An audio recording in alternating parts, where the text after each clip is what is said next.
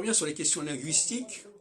Je veux dire, la linguistique nous renvoie automatiquement quelque part au masculin et au féminin, puisque ce qui m'intéresse, ce sont les marqueurs de genre.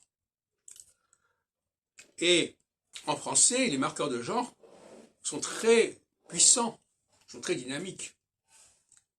Par exemple, là, plein, P-L-E-I-N, et pleine.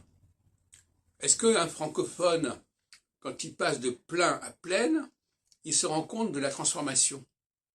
Il se rend compte que le N de plein ne s'entend pas et qu'il ne s'entend qu'au féminin. Et que le 1 de plein ne s'entend pas au féminin.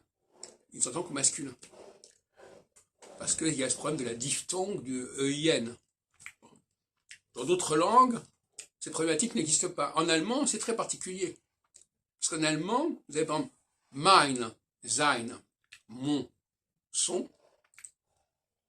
Il y a quand même cette EIN qu'on trouve en français, mais on ne le prononce pas correctement.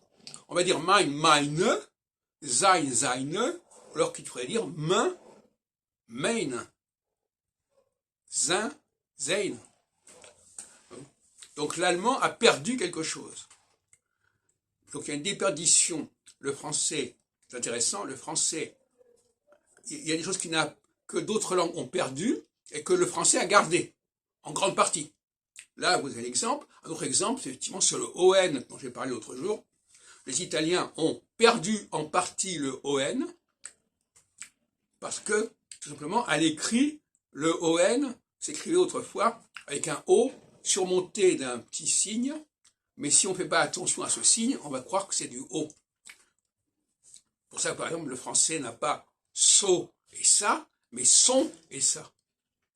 C'est la même chose, dire qu'il a une façon de rendre le masculin par la diphtongue et pas uniquement par une voyelle, par opposition à une autre voyelle.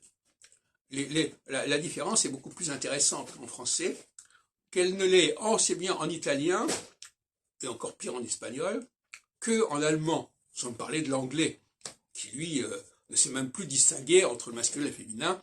Ils disent mine, your, bon là il n'y a même pas de problème. En hébreu en revanche, on distingue nettement le masculin et le féminin, même au niveau de la conjugaison, on ne dit pas à une femme, on ne parle pas à une femme de la même manière qu'à un homme. En français, on dit je t'aime aussi bien à une femme qu'à un homme. Et bien en hébreu, on va dire ani oev otach si c'est une femme, otra si c'est un homme, etc. Et c'est pareil pour le futur.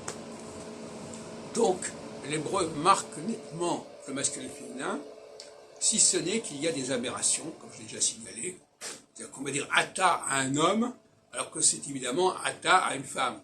Et on va dire at à une femme, alors que c'est at à un homme. Donc là, il y a eu des permutations qui sont assez aberrantes.